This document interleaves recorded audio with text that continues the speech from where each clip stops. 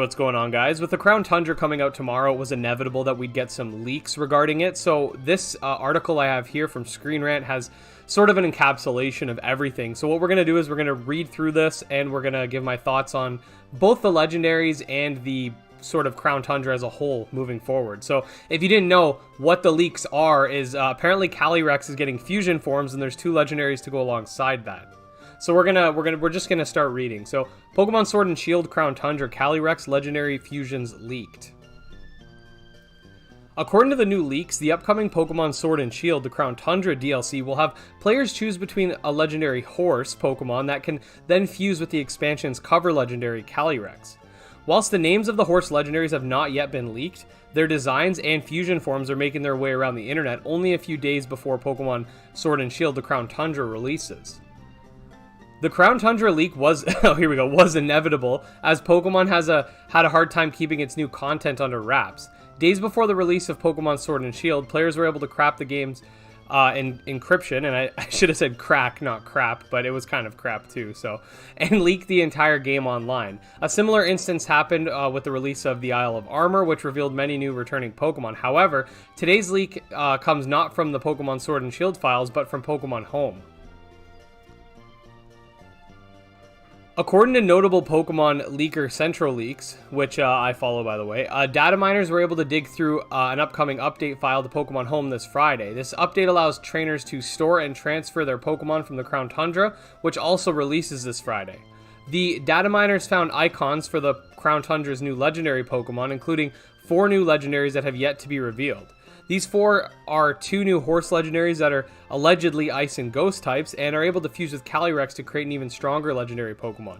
These new Pokemon can be seen in the image below. So as you can see, we got the Articuno forms. We also got the shiny forms, which they didn't mention. We have confirmation of what the shinies look like. So for example, all of the legendary birds, their shiny sprites, give them closer palettes to their original Cantonian sprites. And then we also get the Regi Alecki and Regi Draco, I think its name is. We get its shiny sprites as well, but the more notable stuff is past that. So we got this Ice Horse, this Ghost Horse. Obviously, you got Calyrex, and then the forms are literally just Calyrex on top of them. So it's kind of weird. It's just, oh, okay, I'm on top now.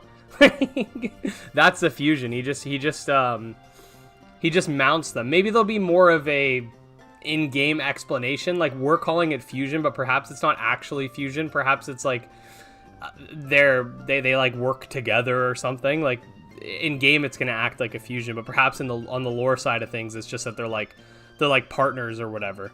So yeah, the Central Pokemon Leaks Twitter says you can choose a horse similarly to how you choose a tower for Ureshfu. Ultra Beasts are catchable in the post game. Legendaries are unlocked as soon as you access Dynamax Adventures. Main story is around 4 hours.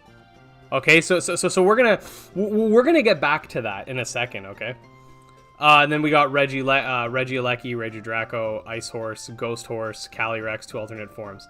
Central Leaks also claim that players will have to choose between the 2 legendary horse Pokemon, similarly to how Ultra Sun, Ultra Moon Necrozma was able to fuse with Solgaleo and Lunala. Calyrex will be able to fuse with the horses to form the expansion's premier legendary. As seen above, the fusion is less of the 2 merging together, but seems as if though the 2 form a partnership, allowing Calyrex to ride them.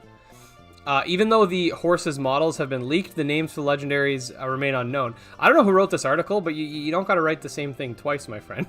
There is still a lot that players don't know about the Crown Tundra, such as whether or not these are other expansion legendaries have the chance to appear shiny, how much of the national decks will return, and how these mysterious new beasts will fit into the story. Players will have to wait until Friday when the Pokemon Sword and Shield Crown Tundra releases, or whenever the next round of leaks spoil further secrets. Okay, so that's pretty much the gist of the article. So what I wanted to do is take a second to talk about this. So 4 hours. So this DLC is giving us access to Pokemon that were in the previous games that you just had access to. But to be fair, you could use even though it's a paywall, it's not that bad. You could just use Pokemon Home to transfer. So at least there's that.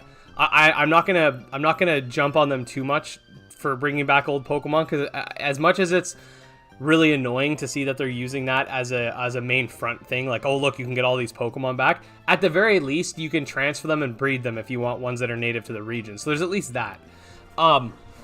Problem is the legendaries, though. You're not going to get legendaries that are native to the region. I don't know if there's any tournaments that are going to let you include legendaries, but that could be considered pay to win because nobody's going to trade you their like, let's say, Galarian Giratina. I'm not going to focus too much on that because even though I think it's stupid, it's not the end of the world. What I do think is a bit ridiculous is this DLC, and I'm going to talk about Canadian prices because I'm in Canada. Sword and Shield is $80. So Sword is $80, let's say. This DLC is $40. So it's $120. I believe it's $60 and $30 in the States. You were paying $30 to $40, depending on your region, for 6 hours of gameplay. Because the Isle of Armor is only about 2 hours, and Sword and then this Crown Tundra is apparently 4. Now, to be fair, it's just talking about main story, so there could be a lot of side stuff. But if the Isle of Armor is anything to go off of, we know that there's not a lot to do on the side besides catch those Pokemon that are returning. So I don't know. If it's just the main story and then you can go run around and catch the legendaries, and the legendaries are just kind of there. Like if you look at for example, Omega Ruby. Oh, no, actually, they did an okay job with it. I think it could have been better, but at least they had the soaring mechanic tied into it. If you look at Ultra Sun and Ultra Moon, you literally just play a mini game and then you go find a legendary. If it's like that, and the story is only 4 hours, like it's a cash grab. That's not. You're gonna spend $40 for 6 hours of gameplay. I think that's a little bit ridiculous. Obviously, depending on how you play Pokemon, this could be worth it to you. I'm not saying if you spend money on this, you're dumb or anything, because I'm sure there's a lot of people who are going to want to hunt shiny forms and stuff like that. But just from a like amount of, if you're just a casual Pokemon fan, this is a little bit ridiculous. I'm sorry to say. On that note, it seems like this generation of Pokemon's just been really disappointing. We've had some rumors that there is a new game coming next year, and everyone's saying it's going to be Gen 4 remakes. And as much as I want to get excited for that, I'm very apprehensive if they're going to bastardize the game. With Omega Ruby and Alpha Sapphire, for example, they did do some stuff right. Like the Delta episode was really cool, but they also made people made the game easier. For example, Manectric is no longer used by the Mauville gym leader. And they've also cut the battle frontier and stuff like that because kids don't like delayed gratification anymore. So I feel like there's been this big disconnect between the Pokemon company and its older fans, which I think people underestimate how many fans there are that are like adults. And I just think it's kind of sad because the games are still going to sell well and nobody really cares. But it would be nice to see a little more love put into these games and not just these shameless cash grab tactics. Now, I don't want people to think that I'm blaming Game Freak for this because I'm almost positive that it has to do with like the corporate stuff, like at the top. Like I don't think it in any way is the developers doing this. I think it's like people at the top pulling the strings. So it's just sad. I'm hoping, fingers crossed, that the Crown DLC, the Crown Tundra is good.